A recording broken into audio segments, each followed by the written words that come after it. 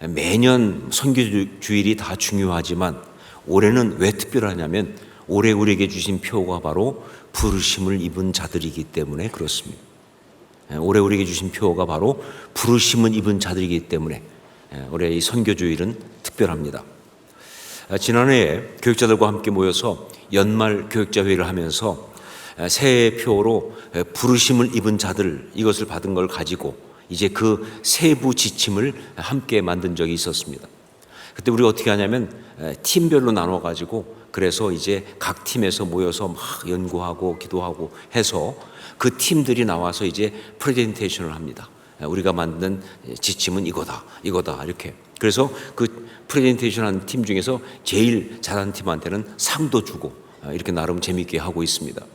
그런데 그렇게 프레젠테이션 한 것을 가지고 다 또 모아서 어떤 한 개만 갖고 하는 것이 아니라 이제 우리들의 최종 안을 만들게 되는데 그때 하게 된 첫 번째가 뭐냐면 바로 예배자들이었습니다. 당연히 그렇죠. 우리가 부르심을 입은 자들이다. 무엇으로? 예배자로 부르심을 입었다. 예배자로 부르심을 입은 자들이다 라고 하는 것을 첫 번째로. 그리고 두 번째는 여기 보는 것처럼 이제 사역자들입니다. 사역자들. 너무나 많은 성도들이 신앙생활 하면서도 자기가 사역을 해야 되는 사람이라는 사실을 몰라요. 그냥 교회는 사역하는 사람은 특별한 사람들이 하는 거고 나는 안 해도 된다고 생각하는 그런 식의 생각 갖고 있는데 아니라는 거죠. 모든 부르심을 입은 자들은 다 사역자로 부르심을 입었다. 사역자들. 이게 두 번째였습니다. 그리고 세 번째, 이제 무엇을 할까 생각하다가 정말 강하게 들어온 감동이 바로 뭐냐? 세상을 바꾸는 자들이었어요. 이것을 딱 전하는 순간 굉장한 감동이 있더라고요. 정말 단어 하다가 서술로 가지만 그러다 보니까 어떤 주님이 말씀하시는 음성 같은 감동이 오는 거예요. 너희는 예배자들로 부름받았다. 그리고 사역자들로 부름받았다. 그래서 너희는 세상을 바꾸는 자들이다. 이 세상을 바꾸는 자들, 그렇습니다. 우리는 세상을 바꾸는 자들입니다. 정말 허황되다, 황당하다라고 말할지 모르지만 아니요, 이건 성경적으로 아주 분명하고 확실한 그런 말씀이에요. 왜냐하면요, 이것은 바로 우리 주님께서 당신의 사람들에게 주신 사명이거든요. 너희 세상을 바꾸라고 사명을 주셨으니까. 그리고 또한 이건 바로 우리 주님께서 주님의 교회를 선포하면서 예언의 말씀으로 그리고 언약의 말씀으로 그리신 바로 그 그림이에요. 교회는 어떤 것이냐? 세상을 바꾸는 자들이다. 그렇기 때문에 여러분, 아무리 작은 교회를 할지라도 그리고 아무리 연약한 성도라고 할지라도 여기에서 예외가 될 수가 없는 겁니다. 우리 같은 시골 교회가 뭘 세상을 바꿔? 혹은 나같이 이런 연약한 초신자가 뭘 세상을 바꿔? 그거 아니라는 거예요. 모두에게 해당되는 거예요. 요즘 유행하는 말로 월클이라는 것이 있습니다. 월클. 운동선수 중에서 혹은 또 어떤 분야에서 정말 뛰어난 사람이 국내 정도가 아니라 세계적으로 뛰어난 그런 경우에는 월드 클래스라고 해서 그걸 줄여가지고 월클 이렇게 말하는데 제가 볼 때 진짜 월클은 바로 우리 그리스도인들이에요. 그것들이 아니라 우리 그리스도인들입니다. 우리는 비록 여기 이 시간을 살고 있지만 그렇습니다. 우리는 역사를 생각하고요. 우리는 온 세상을 바라보는 사람들이기 때문에 진짜 우리가 월클이죠. 주님의 사람으로 부름받는 순간부터 우리는요 온 세상과 역사를 바꾸라고 그렇게 부름받은 사람이기 때문에 우리는 그야말로 월드 클래스입니다. 자, 그러면 이렇게 세상을 바꾸는 사람이 되기 위해서 우리에게 가장 중요한 것이 무엇이냐? 세상을 바꾸는 사람이 되려면 우리가 어떻게 해야 하는가? 묵상하는 가운데 주신 말씀이 바로 주님의 의로운 종 비전의 사람이라고 하는 오늘 말씀 제목이겠어요. 주님의 의로운 종 비전의 사람. 여러분, 왜 선교를 해야 합니까? 라고 묻는다면 뭐라고 답하시겠어요? 이거는요 사실 많은 교회와 성도들이 굉장히 많이 받아왔던 질문이기 때문에 그래서 우리도 분명히 이 질문에 답을 할 수 있어야 합니다. 왜 선교를 해야 합니까? 뭐라고 답하시겠습니까? 성경을 통해서 볼 때 답은 이렇습니다. 그리고 우리의 신앙의 선배들과 그리고 선교사님들의 고백을 통해 볼 때 이 답은, 이유는 딱 두 가지예요. 왜 선교를 하느냐? 두 가지 때문에 선교하는 거예요. 하나가 뭐냐? 우리 주님이 그렇게 하라고 말씀하셨으니까. 다른 이유가 없어요. 주님이 선교하라고 말씀하셨으니까 주의 말씀에 순종하기 위해서 선교를 하는 겁니다. 이걸 다른 말로 하면 뭐냐? 이게 바로 의로운 종이에요. 주님의 의로운 종. 주님의 의로운 종은 주님이 하신 말씀을 그대로 따르거든요. 그 일을 감당하니까. 자, 그리고 두 번째, 또 하나의 이유가 뭐냐? 비전 때문입니다. 주님이 그 가슴 속에 심어 놓으신 바로 그 꿈, 이걸 말하는 거예요.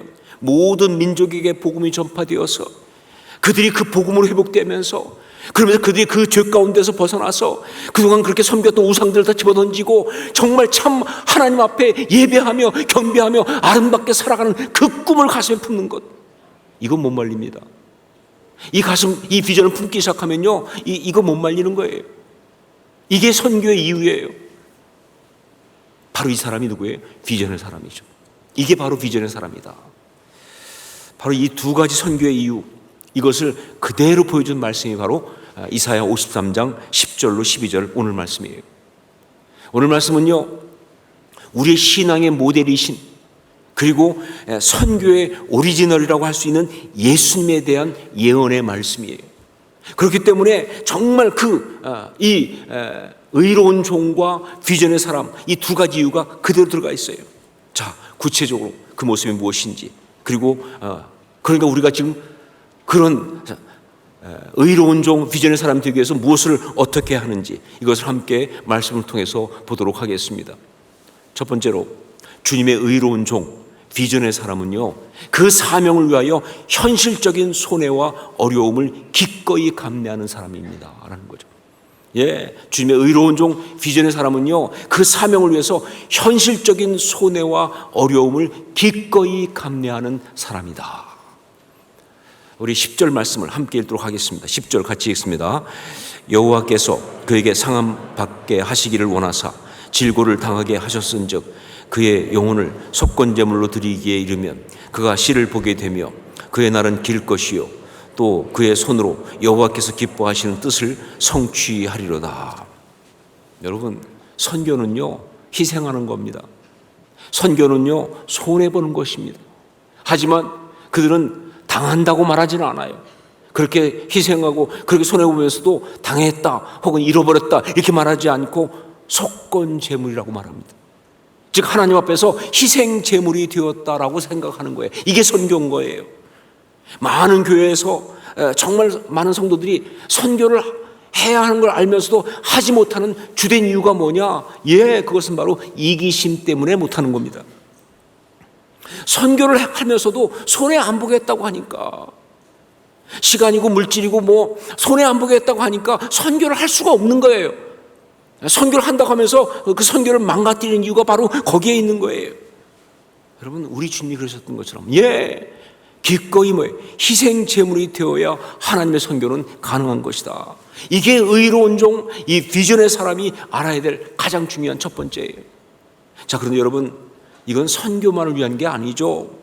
우리가 정말 참된 신앙의 사람, 아름다운 하나님의 사람이 되려면 반드시 알아야 될 첫 번째입니다. 기꺼이 손해보고 섬기고 희생하지 않고는요, 절대 그 삶이 아름다울 수가 없어요. 그 신앙이 아름다울 수가 없는 거예요. 이유가 뭐냐? 여러분, 우리가 잘 그렇게 생각하지 않지만 우리 안에 있는 죄성 중에 가장 추악한 죄성이 뭔지 아세요? 이기심이거든요. 이기심이 죄성이 아닌 것처럼 생각할지 모르겠어요. 아니요, 이기심이 죄성 중에 가장 추악한 겁니다. 내 것만, 나만을 위한 것. 그러니까 기꺼이 손해보고 섬기고 희생하지 않으면요, 절대 아름다울 수가 없는 거예요. 그 이기심을 못 이기니까.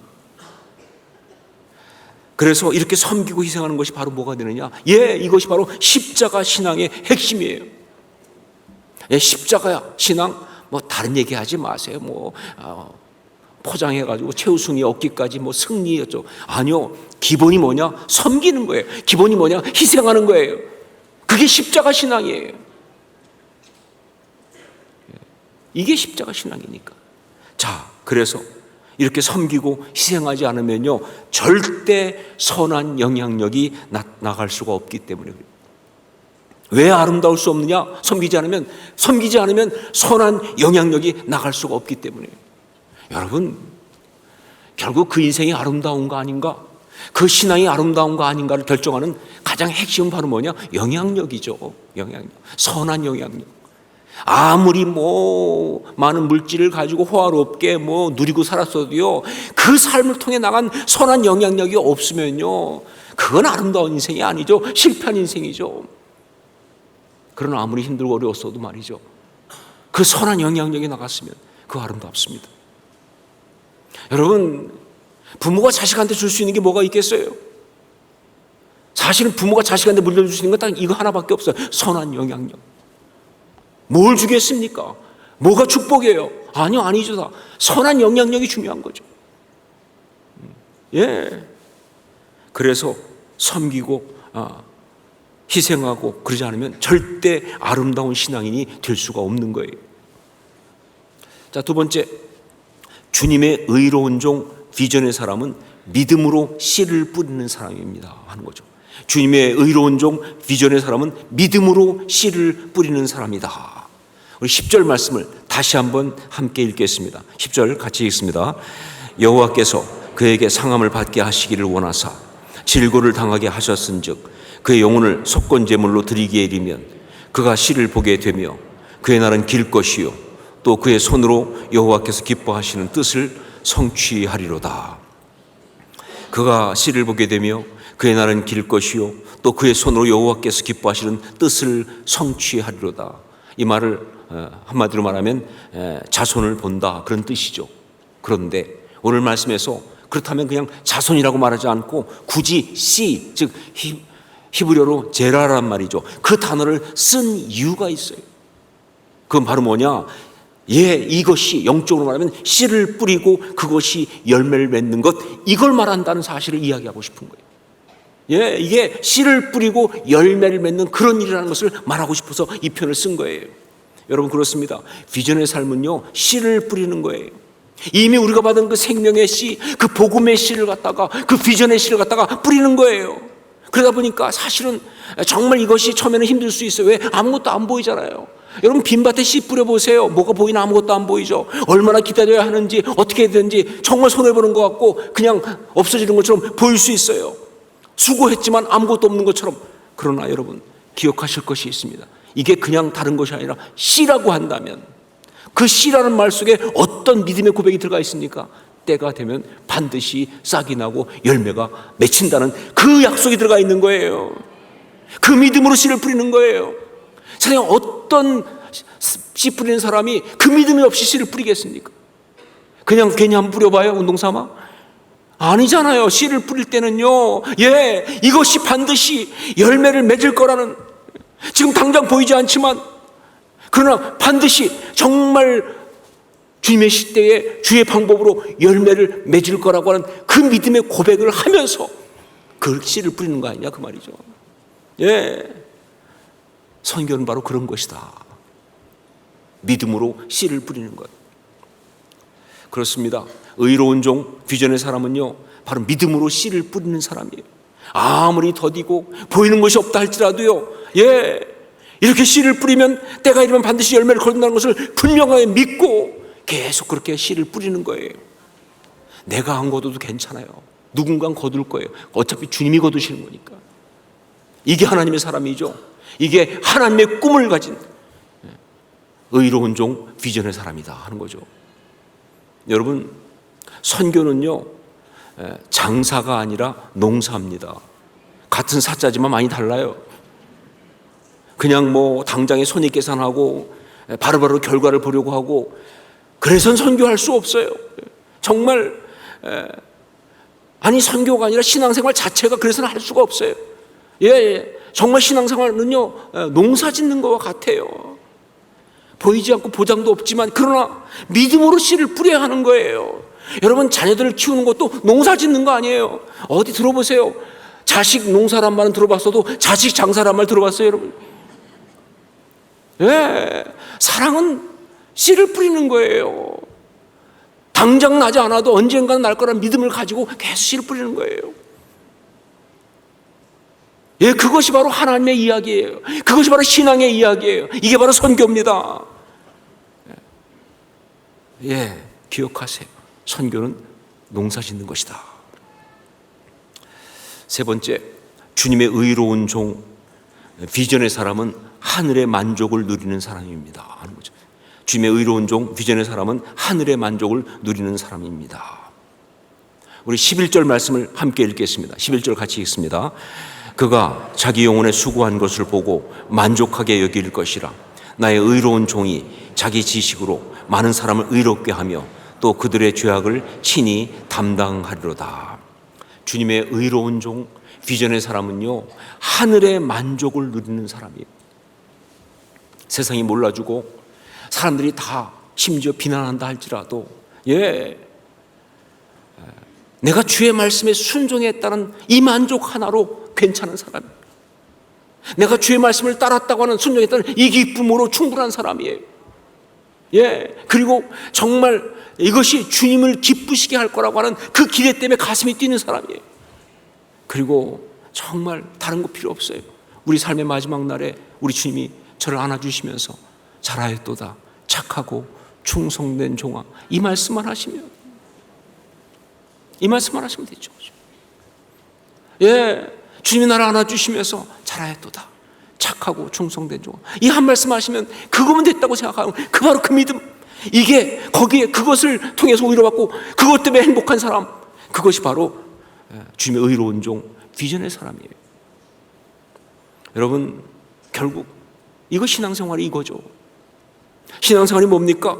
하늘의 만족을 누리며 사는 것, 그것으로 충분한 것, 그것으로 진짜 행복한 것, 이거 진짜 신앙생활 아니냐 그 말이에요. 사실 이거로 신앙의 순도를 잴 수가 있어요. 그러니까 정말 100% 그냥 하늘의 만족, 그것이 가장 모든 것이라고 하는 사람은 그 신앙의 순도가 100%의 순금이에요. 그런데 사실 솔직히 하늘의 만족도 있지만 이 땅의 만족도 같이 섞였다, 예, 적당히 섞여 있다, 그럼 뭐예요? 그 24K지, 그렇죠? 하늘의 만족은 좀 덜 섞이고 세상의 만족이 더 많이 섞였다, 그건 뭐예요? 18K. 그런데 알고 봤더니 겉은 하늘의 만족인데 말은 그렇게 하는데 속은 세상의 만족이야. 이런 걸 전문 용어로 맥기라고 하는 겁니다. 이건 도금이죠, 그야말로. 그건 금이 아니에요. 가짜입니다. 그건. 여러분, 예, 우리의 신앙의 순도 다른 것이 아니라 바로 하늘의 만족이 얼마나 중요하냐, 얼만큼 차지하고 있냐에 따라서 잴 수가 있어요. 전 정말 여러분 모두가 순도 100%의 그런 신앙이 될 수 있기를 주님으로 축원합니다. 이게 진짜죠. 진짜 신앙이죠.